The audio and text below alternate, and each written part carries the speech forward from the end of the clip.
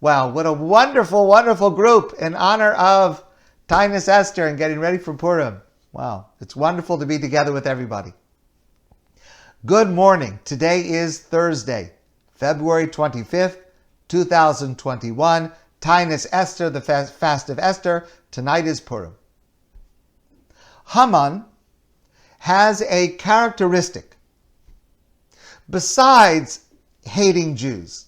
But in addition to that, another characteristic that is very common, it's very unpleasant. And as we drown out Haman's name on Purim, we should also try to drown out of our own character this negative trait. There are several narratives at the beginning of Megillas Esther, the beginning of the book of Esther, that seemingly have no connection to the actual story. Those of you who pay attention recognize that the first time we actually mention Haman's name, the name Haman, it's quite into the Megillah. It's after 10-15 minutes already. There are several precursor stories, and those stories are foreshadowing. They are introducing themes that we will understand and appreciate later. For example, why do we need to know about Vashti? What does it matter to us? And Vashti didn't come when Achashverosh called her, and Achashverosh asked his advisors what to do, and his advisors said that he should get rid of her. We know actually his advisor was actually Haman, although it's not the same name that's mentioned, but what do we care about Vashti? She's not part of the story. All we care about is Esther. Esther's the one who's part of the story. And then, what do we need to know about Mordechai refusing to bow down to Haman? That's the reason that Haman is so upset. Haman's hatred of Jews didn't precede that particular detail that Mordechai doesn't want to bow down to him. So there are several answers to these questions, and they relate to several layers of the story.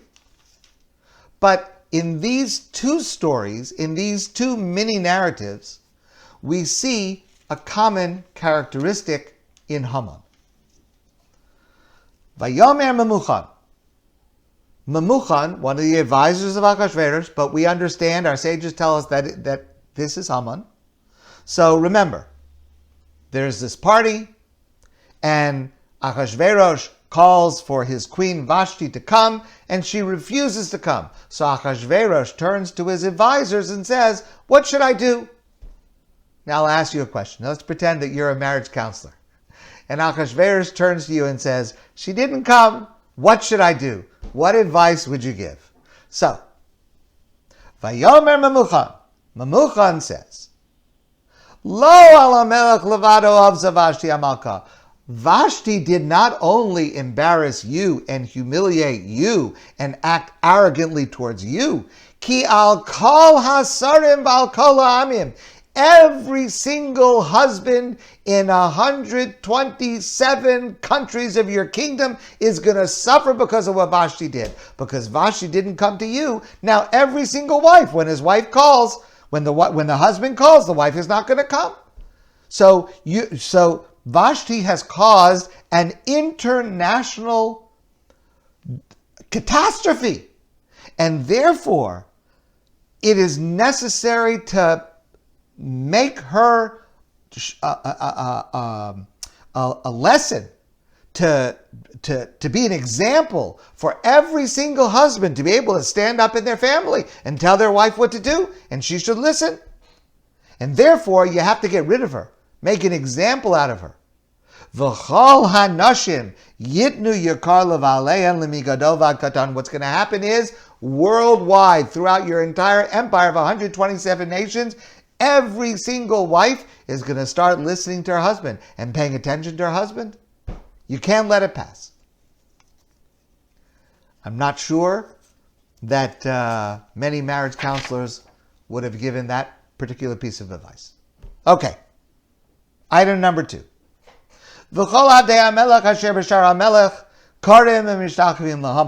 all of the advisors and all of the subjects of Achashverosh would bow down whenever they saw Haman. Ki kain tzivu lo HaMelech, because Achashverosh commanded everyone has to bow down to Haman. Mordechai lo yichrav lo yishtachave. Mordechai refused. Mordechai didn't bow down. So just imagine the scene.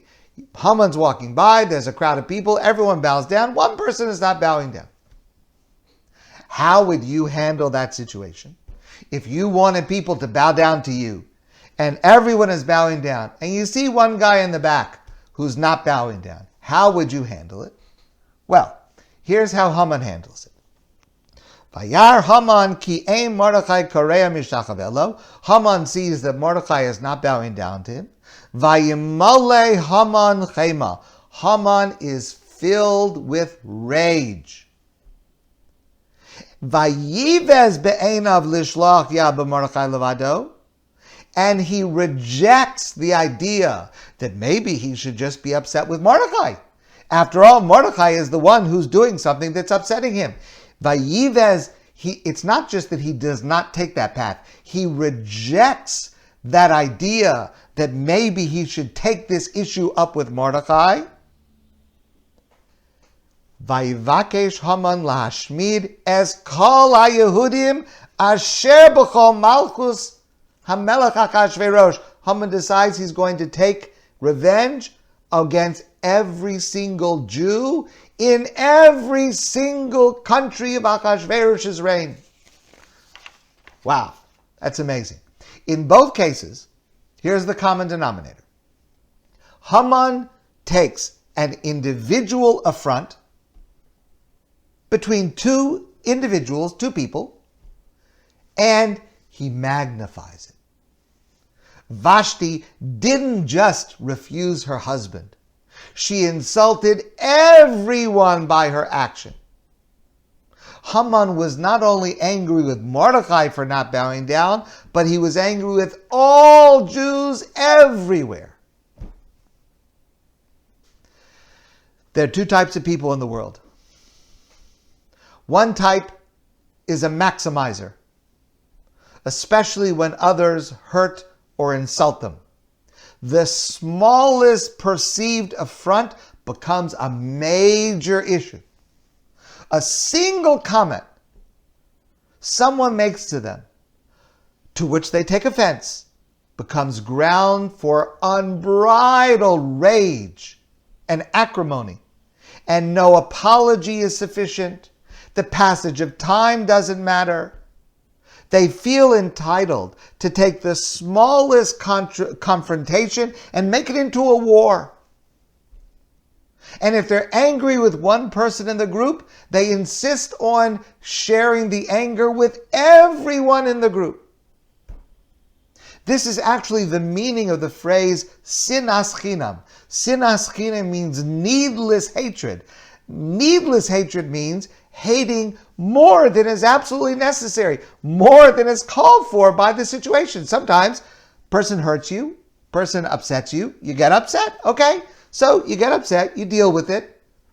It's not good to be angry, but at least something calls for it. But sinas chinam is when the anger takes over larger and longer and bigger than the original stimulus calls for. That's one type of person. That's Haman. That's the characteristic of Haman. The other type of person is a minimizer, a person who minimizes problems. They try to see the incident from the other person's point of view. They try not to bear a grudge. If they're upset, they'll bring up the issue and deal with it, and then it's over and they move on. The Talmud actually calls this trait mavir al midosav, a person who can pass over their instinctual characteristics. They get upset, but then they get over it. They minimize the problem that's involved. Rabbi Zelig Pliskin wrote a wonderful book, many wonderful books. One of them called Gateway to Happiness. I strongly recommend it to you. And he writes, at the root of complaining is thinking the situation could be better. At the root of satisfaction is being aware that the situation could be worse. In almost all instances, things could be worse and they could be better. So it all depends on what you focus on. A person with the characteristic of Haman will never be happy, will never be satisfied. No matter how much he has, no matter how much he does, he will never be happy because he will magnify any flaw, any fault until he's miserable. The smallest incident will make him completely miserable. This Purim, as we relive destroying Haman, let's also destroy this aspect of Haman inside each of us and give ourselves this Purim the gift of perspective, not to act like Haman, to allow ourselves to be truly joyous tonight and in the future. It all depends on perspective. We can either be a maximizer like Haman and be miserable. We can be a minimizer and be joyous. Let's choose joy. My friends, I want to wish you a great day, an easy fast, and a joyous, happy, wonderful Purim. And I look forward to seeing you and celebrating with you in person soon.